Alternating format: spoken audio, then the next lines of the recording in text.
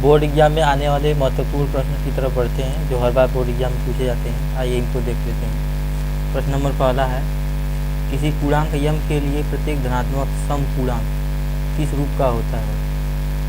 पहला इसका objective question यह है यम, दूसरा है यम प्लस वन, तीसरा है 2m और चौथा कितना है 2m प्लस वन। तो जो धनात्मक समपूर्णांक होता है वह किस रूप का होता है 2m प्लस वन के रूप का होगा। यानी कौन सा सही हो जाएगा इसका, तीसरा सही हो जाएगा। अगले प्रश्न की तरफ बढ़ते हैं जो बोर्ड एग्जाम में पूछा गया है, किसी पूर्णांक n के लिए प्रत्येक धनात्मक विषम पूर्णांक किस रूप का होता है।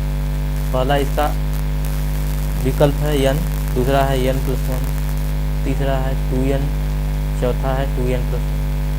तो जो धनात्मक विषम पूर्णांक होता है वह किस रूप का होता है 2n प्लस वन। इसका जो चौथा है वह क्या हो जाएगा, चौथा वाला सही हो जाएगा, चौथा वाला।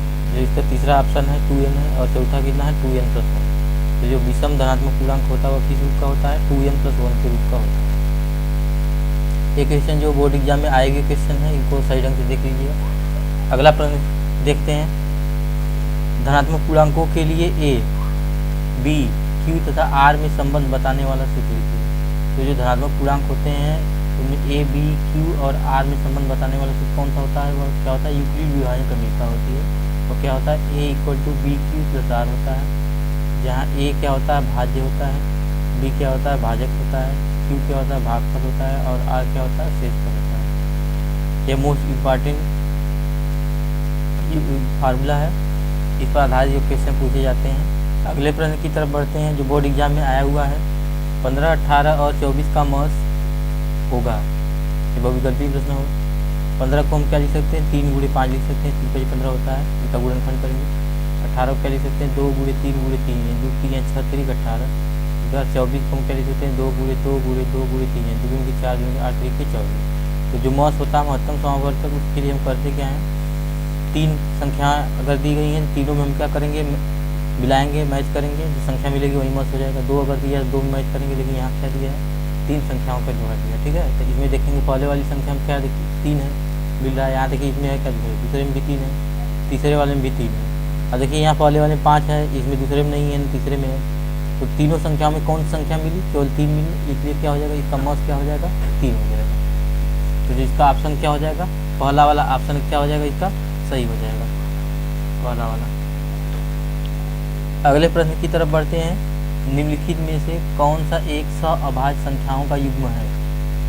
सअभाज्य संख्या वे संख्याएं होती हैं जिनमें उनका मॉस क्या होता है केवल 1 होता है, एक व्यतिरिक्त और कुछ नहीं होता है। तो यहाँ देखिए 14 है 35 है पहला में ऑप्शन में, दूसरा है 18 है 25 है, तीसरा है 31 है 93 है, चौथा कितना 32 और 62 है। अब देखिए 14 में 7 दूनी की 14 होता है और 7 5 35 होता है, दोनों में क्या मिल जाएगा कॉमन 7 मिल जाएगा। सअभाज्य संख्याओं क्या संबंध होता है कि इनमें केवल मॉस कितना निकलना चाहिए 1 निकलना चाहिए, यहाँ 7 निकल रहा है। अब यहाँ देखिए दूसरे वाले में कितना 18 है, 3 × 18 होता है, 25 इकाई 25 होता है, इसका अगर मॉस निकालेंगे कितना आएगा केवल 1 आएगा और कोई कॉमन नहीं मिलेगा। तीसरे में देखेंगे तो 31 93, 31 और 93 का मॉस कितना हो जाएगा 31 हो जाएगा। चौथे वाले में क्या हो जाएगा 32 और 62, इसका मॉस लेंगे तो इसका भी मॉस आएगा, कई संख्याएं मिल जाएंगी इसमें, लेकिन जो 18 और 25 है इसमें मॉस कितना आएगा केवल 1 आएगा, इसका मॉस क्या आएगा केवल 1 आएगा, इसलिए क्या हो जाएगा सअभाज्य संख्याओं का जोड़ा क्या हो जाएगा यही तो दूसरा हो जाएगा, दूसरा वाला। अगले प्रश्न की तरफ बढ़ते हैं, 15, 45 और 90 का लस होगा, लस यही लघुत्तम समापवर्त है। 15 गुणनखंड क्या होगा 3 × 5, 45 को हम क्या लिख सकते हैं 3 × 3 × 5, 3 × 9 = 45। इस बार 90 को हम क्या लिख सकते हैं 3 × 2 × 3 × 3 × 5 2 3 6 3 18 × 90। अब देखिए लस में हम क्या करते हैं, लस में तीनों संख्याओं में पहले क्या करते हैं सबसे छोटी संख्या से शुरू करते हैं।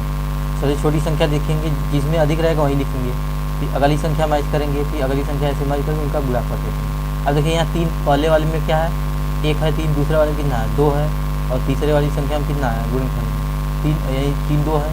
अब देखिए यहाँ 1 है, इसमें 2 है, इसमें भी 2 है, तो 3 की अधिकतम संख्या दोनों में है 2 है, यही 2 ले लेंगे, ठीक। अब यहाँ देखिए 2 इसमें 1 है, इसमें नहीं है, इसमें भी नहीं है, तो जो नहीं मैच करेगा नहीं मिलेगा उसको भी ले लेंगे, फिर 2 × 3 × 3 हो गया। अब देखिए 5 यहाँ, इसमें एक है, इसमें एक है और इसमें एक है, तीनों में एक मिल रहा है, तो उसको भी ले लेंगे। यानी जो संख्या नहीं मिलेगी उसको भी लेंगे, और जो संख्या मिलेगी लेकिन अधिक संख्या जिसमें मिलेगी वो संख्या ले लेंगे, और जो संख्या तीनों मिलेगी उसको भी ले लेंगे। इस बार हमारा लॉस क्या हो जाएगा, 2 गुणे 3 गुणे 3 गुणे 5 यानी 2 3 6 3 18 25 90 यानी 15 45 और 90 का लॉस क्या हो जाएगा 90। जो इसका ऑप्शन क्या हो जाएगा, तीसरा वाला सही हो जाएगा, ऑप्शन तीसरा वाला सही हो जाएगा। अगले प्रश्न की तरफ बढ़ते हैं जो बोर्ड एग्जाम में आया हुआ है। 0.12 1 2 00 1 2 000 डॉट डॉट दशमलव प्रसार किस रूप का है। तो इसका पहला है शांत, दूसरा है अशांत आवर्ती, तीसरा है अशांत अनावर्ती और चौथा है शांत आवर्ती। तो जो संख्या होती है अगर वही संख्या बार बार दोहराई जाए और जीरो की क्या हो, जीरो की संख्या बढ़ती जाए, तो उस प्रकार की अगर कोई संख्या होती है तो वह किस प्रकार की होती है, अशांत अनावर्ती संख्या होती है। और क्या हो जाएगा आपका तीसरा का विकल्प क्या हो जाएगा, सही हो जाएगा, तीसरा वाला इसका सही हो जाएगा। अगले प्रश्न की तरफ बढ़ते हैं। संख्या 0.769230 769230 डॉट डॉट बराबर 0.076923 पूरे के ऊपर कितना है, बार है, का दशमलव प्रसार किस रूप का होता है।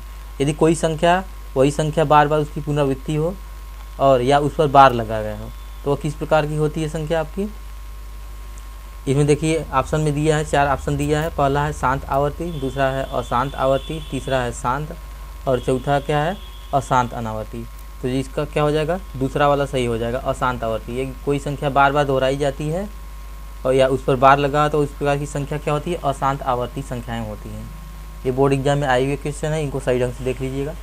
अगले प्रश्न की तरफ बढ़ते हैं। दो संख्याओं के गुणनफल और लस और मौज में क्या संबंध होता है। इसका पहला ऑप्शन है दो संख्याओं गुणनफल होता है मौज गुणे लस, दूसरा है दो संख्याओं गुणनफल पहली संख्या गुणे दूसरी संख्या, तीसरा है दो संख्याओं गुणनफल लस गुणे लस, चौथा है इनमें से कोई नहीं। तो इसका पहला वाला ऑप्शन वो सही हो जाएगा, दो संख्याओं गुणनफल क्या हो जाएगा, मौज गुणे लस। तो पहला वाला आपका क्या हो जाएगा, सही हो जाएगा पहला वाला।